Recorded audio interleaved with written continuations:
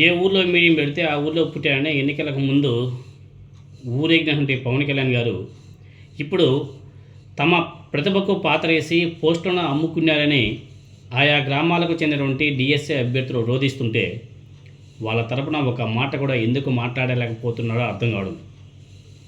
డిఎస్సిలో టీచర్ పోస్టులను అమ్ముకున్నది కేవలం తెలుగుదేశం పార్టీ మాత్రమేనా, లేకపోతే కూటమిలో ఉన్నటువంటి మిగతా రెండు పార్టీలు కూడానా? ఈ కుంభకోణం మీద టీడీపీ జనసేన పార్టీలు ఎందుకు మౌనంగా ఉన్నాయి? మూడు పార్టీలు కలిసి ఈ పోస్టులను అమ్ముకున్నారా? చాలామంది అనుమానాలు కూడా వ్యక్తం చేస్తున్నారు. ఒకవేళ అమ్ముకోకుండా ఉంటే టీడీపీ జనసేన పార్టీ అదేవిధంగా బీజేపీ పార్టీ ఎందుకు స్పందించడం లేదు? దొంగ సర్టిఫికెట్లతో కొంతమంది టీచర్ ఉద్యోగాలు కూడా పొందారంట. డిఎస్సి స్పోర్ట్స్ కోటా డైరెక్ట్ నియామకాలే కాదు, రాత పరీక్షలో స్పోర్ట్స్ సర్టిఫికెట్ వెయిటేజ్లోనూ అక్రమాలు జరిగాయంట. చాలా దారుణం. ఏలూరు జిల్లాలోని ఏజెన్సీ ఏరియాలో ఓ మహిళకు స్కూల్ అసిస్టెంట్ ఉద్యోగం వచ్చింది. రాత పరీక్షకు తోడు స్పోర్ట్స్ కోటా సర్టిఫికెట్ జత చేయడంతో ఆ పోస్ట్ కట్టబెట్టారంట. అయితే సదరు మహిళ ఏనాడు క్రీడా మైదానంలో అడుగు పెట్టింది కూడా లేదంట. జిల్లా రాష్ట్ర స్థాయిలో ఆడింది, కానీ ఏకంగా జాతీయ స్థాయి సర్టిఫికెట్ పుట్టించి మరీ పోస్ట్ కూడా వేశారు. సదరు వ్యక్తి భర్త పీఈటీ మాస్టర్ కావడంతో మాస్టర్ మైండ్ ఏజెంట్లతో కలిసి ఫేక్ సర్టిఫికెట్ సృష్టించి పోస్టులు కూడా తెచ్చుకున్నారంట. దీని మీద అనేక మంది అభ్యర్థులు శాప్కు లిఖితపూర్వకంగా ఫిర్యాదు చేయడంతో పాటు ఆర్టీఐ ద్వారా సమాచారం కోరితే ఉద్దేశపూర్వకంగా జాప్యం చేస్తూ పిటిషనర్లను బెదిరిస్తున్నారంట. చాలా ఘోరం. డిఎస్సి స్పోర్ట్స్ కోటాలో వింతలు. అదేవిధంగా విజయనగరం జిల్లాకు చెందినటువంటి ఓ వెయిట్ లిఫ్టర్ని కేంద్ర ప్రభుత్వ సంస్థ పోస్టల్ శాఖ క్రీడా కోటా ఉద్యోగానికి అనర్హురాలుగా ప్రకటించింది. అనూహ్యంగా ఆమెకు ఏపీ డిఎస్సి క్రీడా కోటాలో ఫిజికల్ ఎడ్యుకేషన్ టీచర్ పోస్ట్ ఇచ్చారు.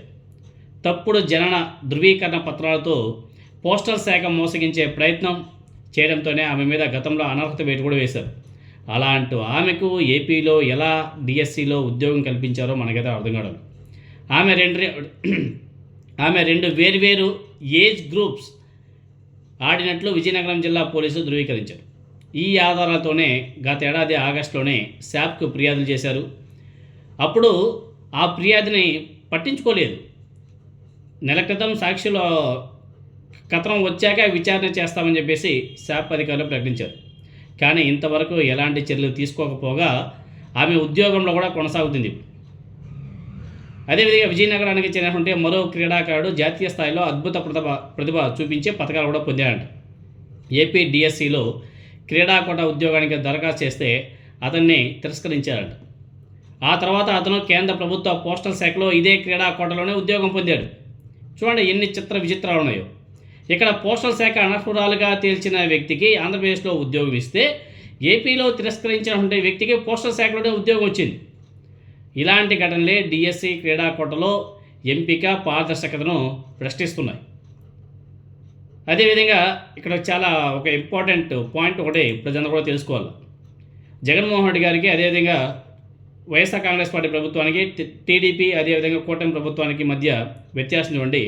ఆ రెండింటిని కూడా బోత్ ఆర్ నాట్ సేమ్ అని చెప్పేసి అనుకోవాలి. ఎందుకంటే చరిత్రలో తొలిసారిగా 1,50,000 సచివాలయ ఉద్యోగాల పరీక్షలను పారదర్శకంగా వైఎస్ జగన్మోహన్ రెడ్డి గారు నిర్వహించారు. ఎక్కడ కానీ లోటుపాట్లే, ఎక్కడ నుంచి కానీ ఒక తప్పుడు మాట కూడా రాలే, ఎక్కడ ఒక వ్యతిరేకంగా ఒక వార్త కూడా రాలే. కేవలం డిఎస్సిని తప్పుల తడగా నిర్వహించి ప్రతిభకు పాతరేసి ఉద్యోగాలను అమ్ముకుంటున్నారు. Both are not same. గతంలో జగన్మోహన్ రెడ్డి గారు నియమించినటువంటి రిక్రూట్మెంట్కి ఇప్పుడు టీడీపీ నిర్వహిస్తున్నటువంటి అంటే కూటమి ప్రభుత్వం నిర్వహిస్తున్నటువంటి రిక్రూట్మెంట్కి తేడా గమనించండి. ఇప్పటికైనా సరే నారా లోకేష్ గారు విద్యాశాఖ మంత్రిగా పూర్తిగా విఫలమయ్యాడు అని చెప్పేసి అర్థం చేసుకోవచ్చు. దీన్ని కవర్ చేయడానికి, ఈ టాపిక్ని డైవర్ట్ చేయడానికి వైఎస్ రాజశేఖర రెడ్డి గారి విగ్రహాలు ధ్వంసం చేస్తున్నారు.